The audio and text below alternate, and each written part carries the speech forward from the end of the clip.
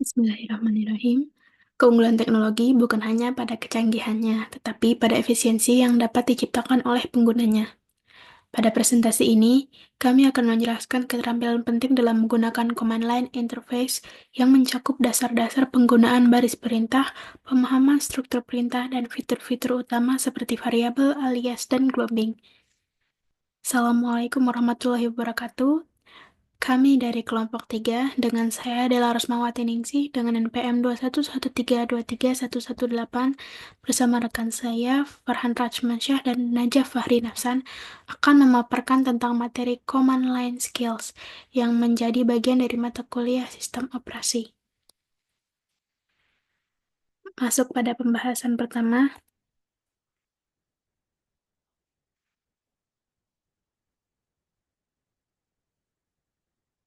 yaitu dasar-dasar penggunaan baris perintah Linux.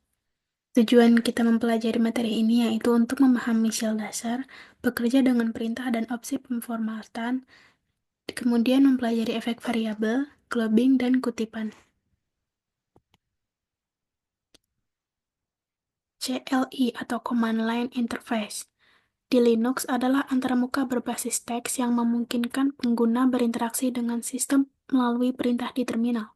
CLI menggunakan shell seperti bash untuk menjalankan perintah, mengelola file, proses, dan konfigurasi sistem secara efisien.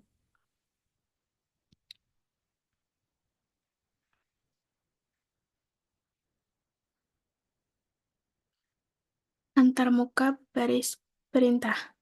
Antarmuka berbasis teks, akses melalui terminal, yaitu ada terminal berbasis GUI dan terminal virtual. Perintah yang diteruskan ke shell, kemudian ada prompt shell, seperti contoh sysadmin at localhost. Kemudian ada fitur shell. Dalam fitur shell ada command history, yaitu kemampuan untuk menjalankan kembali perintah sebelumnya dengan cepat. Lalu ada scripting, membuat program dengan menempatkan perintah shell dalam sebuah berkas untuk dijalankan. Kemudian ada alias, yaitu membuat pintasan ke perintah yang lebih panjang. Terakhir ada variabel, yaitu menyimpan informasi yang dapat digunakan untuk mengubah fungsionalitas shell atau perintah. Understanding command structure. Kemudian ada command format. Setiap perintah di CLI memiliki struktur dasar atau format dasar seperti command option arguments.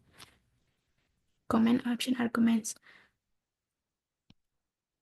Command adalah perintah yang dijalankan. Option adalah pengubah perilaku perintah. Dan arguments digunakan untuk memberikan informasi tambahan untuk suatu perintah.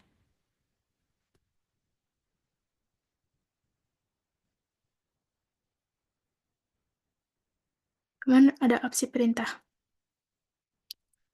Opsi perintah itu bervariasi berdasarkan perintah ya. Ada dua format opsi yang sering digunakan.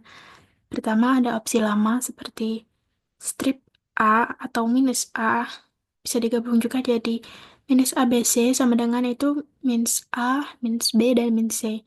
Kemudian ada format opsi yang lebih baru atau dikenal GNO. Opsi baru yang berbasis GNO seperti strip, strip, atau minus minus all.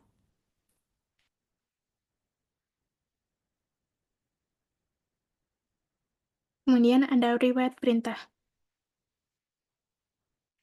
Di CLI memungkinkan kita untuk melihat dan menjalankan ulang perintah sebelumnya menggunakan fitur riwayat perintah.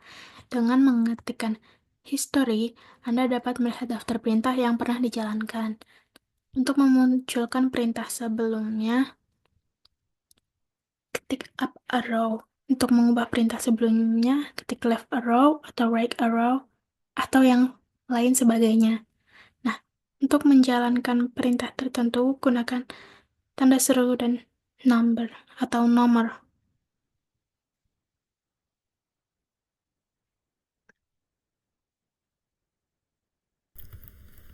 Selamat siang semua. Pada slide ini kita akan membahas tentang fitur history command di Linux. Dan perkenalkan, nama saya Najib Farinapsan dengan NPM 21133231052. Gambar di sini menjelaskan contoh penggunaan Linux. Jika kita mengetik perintah history 5, di sini akan digunakan untuk menampilkan 5 perintah terakhir. Dan untuk di bawahnya menjalankan ulang perintah berdasarkan nomor yang ditampilkan dalam daftar history, contohnya ini, dan akan menjalankan ulang perintah dengan nomor 38. Selanjutnya ada cell variable. Cell variable digunakan untuk menyimpan informasi sistem yang bersifat sementara atau permanen. Di sini ada melihat nilai variabel, kita dapat menggunakan perintah ini hitsys. Dan untuk mengubah nilai variabel, jika ingin mengubah nilai history menjadi 500, kita cukup menjalankan perintah hitsys 500. Dan selanjutnya ada perubahan sementara dan permanen. Perubahan ini hanya berlaku selama sesi saat ini. Jika kita ingin perubahan bersifat permanen, kita harus menambahkan perintah ini ke dalam file konfigurasi.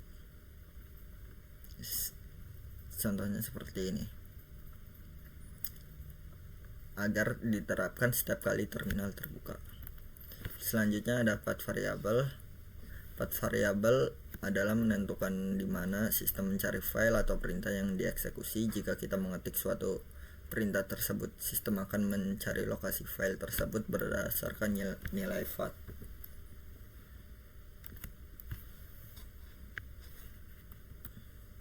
Selanjutnya ada contoh cell dan path variable. Di sini menjelaskan tentang cell dan variabel path. Cell adalah antarmuka command line yang memungkinkan pengguna berinteraksi dengan sistem operasi. Contoh yang ditampilkan pada slide ini menunjukkan pengguna perintah echo untuk mencetak teks di layar seperti hello student.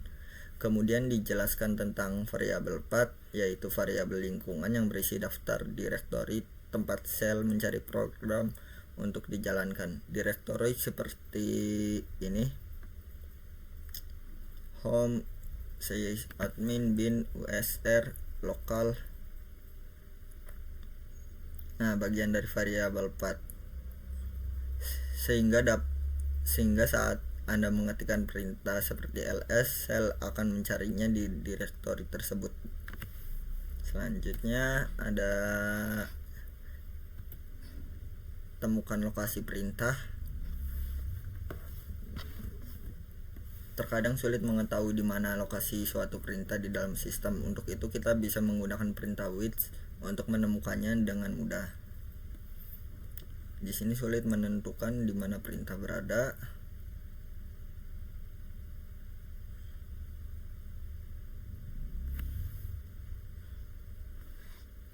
Selanjutnya ada aliases. Di sini membahas tentang cara untuk membuat pintasan perintah agar lebih ringkas dan efisien. Dengan alias, pengguna dapat mengganti perintah panjang dengan nama pendek yang mudah diingat. Namun perubahan alias bersifat sementara dan akan hilang jika terminal tertutup. Namun untuk itu, membuat alias permanen, pengguna harus menambahkan perintah alias tersebut ke file konfigurasi seperti yang di sini. Aliases sangat bermanfaat untuk meningkatkan produktivitas, terutama untuk perintah yang sering digunakan atau kompleks. Baik, sekian. Baik, selanjutnya di sini saya akan menjelaskan tentang struktur perintah tambahan.